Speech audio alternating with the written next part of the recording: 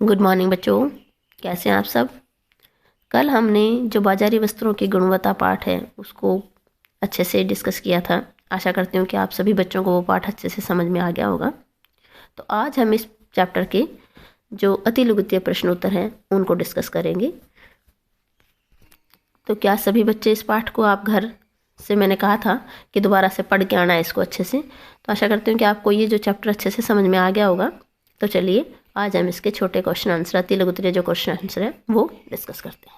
तो पहला प्रश्न हमारा है कि जो बाजार से सिले सिलाए वस्त्र मिलते हैं उन्हें क्या कहते हैं। क्या कहते हैं? तैयार वस्त्र।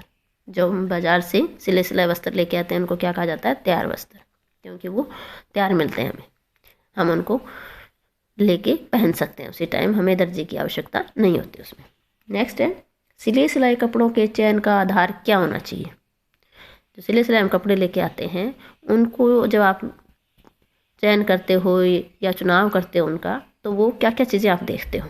सबसे पहले हो कि उचित माप होना चाहिए आपके माप से। फिर जो है दिखने में भी सुंदर लगे, आकर्षक स्टाइल होना चाहिए। सुविधाजनक भी होना चाहिए, ये नहीं कि डिजाइन डिजाइन हो और वो पहनने में आपको कंफर्ट ना हो तो भी नहीं पहन सकते। और जो उसके ऊपर कारीगरी जैसे काम किया गया है, कोई कढ़ाई है, कोई बटन है, कुछ और जो भी किया गया है उसके ऊपर कारीगरी, वो जो है अच्छी होनी चाहिए। नेक्स्ट है, कपड़ों के डिजाइन किन तत्वों को ध्यान में रखकर बनते हैं। कला और डिजाइन को कौन, जो डिजाइन बनते हैं कौन से तत्व होते हैं? कला और डिजाइन को ध्यान में रखकर बनाए जाते हैं। नेक्स्ट है, कपड़ों की गुणवत्ता किससे संबंधित है। कपड़ों की जो गुणवत्ता है किससे संबंधित होती है? इन्होंने दिया है कि कपड़ों के मूल्य से, लेकिन कपड़ों के मूल्य से अकेला नहीं, मतलब कपड़े का जो है मूल्य कितना है, उसका कपड़ा कैसा है, क्या वो आरामदायक है कि नहीं है, पहनने में आपको कंफर्ट देता है कि नहीं है। तो ये सारी चीज़ें जो है उसकी गुणवत्ता पर डिपेंड करती है कि कौन से तंतु का बना हुआ है। नेक्स्ट है, रेडीमेड वस्त्र की कारीगरी किस बात से निर्धारित की जाती है। उसकी कारीगरी जो है किस बात से निर्धारित की जाती है? वो कैसे काटा गया है, कैसे सिला गया है, उसकी फिनिशिंग कैसी है, उसके ऊपर जो कारीगरी की गई है, बटन वगैरह है, कढ़ाई है, या कोई भी जो चीज़ उसके ऊपर और एक्स्ट्रा सामान लगाया गया है, तो वो मतलब किस तरह से जो है अच्छे से लगे हैं कि नहीं लगे हैं। तो ये सारी बातें जो है वो उससे उसकी कारीगरी निर्धारित की जाती है कि उसकी कारीगरी अच्छी है या नहीं है। नेक्स्ट, यदि ड्रेस एक रंग की है तो उस पर नमूना बनाने के लिए कैसा कपड़ा प्रयोग होता है। अगर एक ही रंग की है तो वही कपड़ा जो ड्रेस बनाने में प्रयोग हुआ है वही प्रयोग होगा, तभी वो एक रंग की रहेगी। नेक्स्ट है, कपड़े में जहाँ अधिक दबाव पड़ता है वहाँ कैसा टांका लगाना चाहिए। कैसा टांका लगाना चाहिए? दोहरा टांका लगाना चाहिए, ताकि वो वहाँ से टांका जो है खुल ना जाए या फट ना जाए। नेक्स्ट है, तुरपन के टांके कैसे होने चाहिए। तुरपन जो हम करते हैं वो पास पास होने चाहिए, समीप होने चाहिए, छोटे और बराबर होने चाहिए, ताकि वो देखने में गंदे ना लगे। जहाँ मोड़कर तुरपन की जाती है वहाँ कपड़ा अधिक क्यों रखना चाहिए। क्यों रखना चाहिए? ताकि जरूरत पड़ने पर लंबाई बढ़ाई जा सके, लंबाई है, चौड़ाई है, उसको खोला जा सकता है उसकी। इसलिए हमें जब जो भी कपड़ा मोड़ के तुरपाई करते हैं तो उसके अंदर ज़्यादा कपड़ा रखते हैं, ताकि मतलब कभी ज़रूरत पड़े कि उसको ज़्यादा लंबा करना है या थोड़ा चौड़ा करना है तो उसको हम कर सकते हैं। नेक्स्ट है, कॉलर और कफ में कड़ापन लाने के लिए किस चीज़ का प्रयोग करते हैं। बुकरम डालते हैं ना, जैसे अच्छी किस्म का जो है बुकरम होना चाहिए। अगला प्रश्न है कि तैयार वस्त्र के अलंकरण में क्या गुण होने चाहिए। तैयार वस्त्र के अलंकरण का मतलब है कि जो भी उसके ऊपर सजाने के लिए जो चीज़ें लगाई जाती हैं, अलग अलग तरह के बटन हैं, अलग तरह की कढ़ाई की जाती है, या कोई भी उसके ऊपर लैस वगैरह लगाई जाती है, तो उसके क्या गुण होने चाहिए। तो कि वो पक्का और सफाई से लगा होना चाहिए, पक्के धागे से लगा हो और सफाई से लगा हो, तभी वो अच्छा लगेगा। नेक्स्ट है, अपने लिए ड्रेस का चयन करते समय किन दो गुणों को ढूंढेंगे। जब आप अपने लिए कोई ड्रेस लेने जाते हैं तो क्या चीज़ देखते हैं कि वो ज़्यादा ढीला भी नहीं होना चाहिए, ज़्यादा कसा हुआ भी नहीं होना चाहिए, आपके माप के अनुसार होना चाहिए, और आपकी जो है कलर का जैसे है वो आप पे जचने वाला होना चाहिए, आपकी उम्र के अनुसार होना चाहिए। तो इस तरह के कई गुण हो सकते हैं। नेक्स्ट, आधुनिक फैशन की जानकारी कहाँ से प्राप्त की जा सकती है। आधुनिक फैशन पत्रिकाओं से की जा सकती है। आजकल टीवी में जैसे एड्स आती हैं, या टीवी में जो नाटक है, फिल्म है, देखते हो, तो उनसे क्या है आधुनिक फैशन की जानकारी आपको प्राप्त हो सकती है।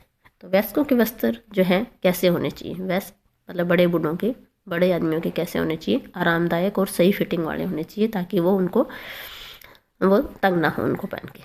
नेक्स्ट है माप बताने वाले लेबल पर क्या छपा होता है।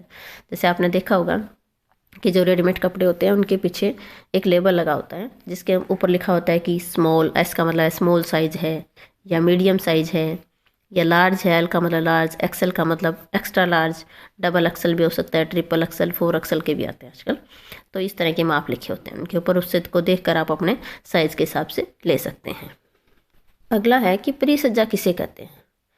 वस्त्र निर्माण की प्रक्रिया के बाद या पश्चात वस्त्रों के बाह्य रूप में परिवर्तन लाने हेतु जो अंतिम प्रक्रिया होती है उसको क्या कहा जाता है, परिसज्जा कहा जाता है। अंतिम प्रक्रिया मतलब जैसे आपका वस्त्र सिल गया है, तैयार हो गया है, उसके बाद उसके अंदर जो है जैसे अच्छे से प्रेस होने चाहिए, रिंकल्स नहीं होने चाहिए, उनके ऊपर जो है कोई सजावट का सामान जो लगा होता है, अलंकरण लगे होते हैं, तो वो उनके उत्तर जो बाहरी रूप है उसको परिवर्तन लाने के लिए जो अंतिम प्रक्रिया की जाती है उसको क्या कहा जाता है, परिसज्जा कहा जाता है। कोई पाइपिंग है, कोई लैस है।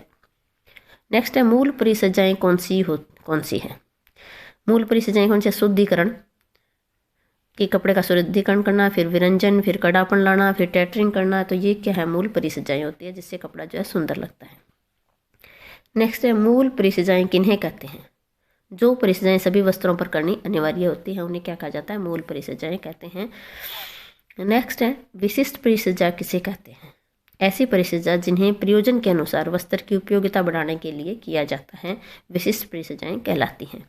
मतलब किस प्रयोजन में पहनना आपको, किस तरह का कपड़ा पहनना आपको, तो उसकी उपयोगिता बढ़ाने के लिए, उसको सुंदर लगने के लिए जो परिसज्जाएं की जाती हैं उसको क्या कहा जाता है, विशिष्ट परिसज्जाएं कहा जाता है। अगला प्रश्न हमारा है कि प्राकृतिक या कृत्रिम रेशे किन्हें कहते हैं। वे रेशे जो मानव द्वारा विभिन्न रासायनिक क्रियाओं के माध्यम से बनाए जाते हैं वो क्या कहलाते हैं, अप्राकृतिक या कृत्रिम रेशे कहलाते हैं। जैसे टेरिलोन है, नायलॉन है आदि। नेक्स्ट है किस कपड़े का टिकाऊपन अधिक होता है। जो लंबाई की तरफ कटे होते हैं उनका टिकाऊपन जो चौड़ाई की तरफ कटे होते हैं उनकी अपेक्षा ज़्यादा होता है। चौड़ाई में कटा हुआ कपड़ा जल्दी फट जाता है, इसीलिए हमेशा जो है जब सिलते हैं तो वो लंबाई की तरफ ही काटते हैं। नेक्स्ट है कपड़े की बुनाई कैसी होनी चाहिए। जो कपड़े की बुनाई होती है मजबूत होनी चाहिए और घनी होनी चाहिए। घनी का मतलब उसके अंदर जो धागे हैं वो ऐसे खुले खुले ना दिखें। नेक्स्ट है सर्दियों में किस किस्म के रेशों से बने कपड़े सही रहते हैं। सर्दियों में कौन से रहते हैं, जो है ऊन के बने जो कपड़े होते हैं, ऊन के बने रेशे जो कपड़े होते हैं उनके रेशों से जो बने हुए कपड़े होते हैं वो सही रहते हैं। और गर्मियों में कौन से रहते हैं, जो कॉटन के या सूत के बने होते हैं। नेक्स्ट है रेडीमेड कपड़े पहनने का कोई एक दोष बताएं। कि फ़ायदे तो जैसे आपने पीछे बहुत देखे, लेकिन अब बताओ कि कपड़ों की जो है रेडीमेड कपड़े लेके आते हैं उनकी एक तो जो है फिटिंग अच्छी नहीं हो पाती कई बार, तो उनके साथ समझौता करना पड़ता है। कई बार थोड़ी जो है लंबाई है या चौड़ाई है वो सही नहीं हो पाती उसकी अपने अनुसार, तो उसके साथ हमें समझौता करना पड़ता है। और दूसरा है कि हम जो मनचाहा डिज़ाइन होते हैं वो नहीं कर सकते उसके अंदर। नेक्स्ट है कपड़ों को सुंदर और आकर्षक बनाने के लिए किसका प्रयोग किया जाता है। कपड़ों को सुंदर और आकर्षक बनाने के लिए अलंकरण का प्रयोग किया जाता है। तो आज हमने अति लघुत्तरीय जो प्रश्नोत्तर थे बाजारी वस्त्रों की गुणवत्ता पाठ के वो डिस्कस किए। सभी बच्चे इनको लर्न करना और अपनी कॉपी में लिखना ताकि आपको बाद में याद करने में आसानी रहे। थैंक यू बच्चों, मिलते हैं नेक्स्ट क्लास में। तब तक के लिए आप सभी जो है इस पाठ को अच्छे से याद करना और लिखना।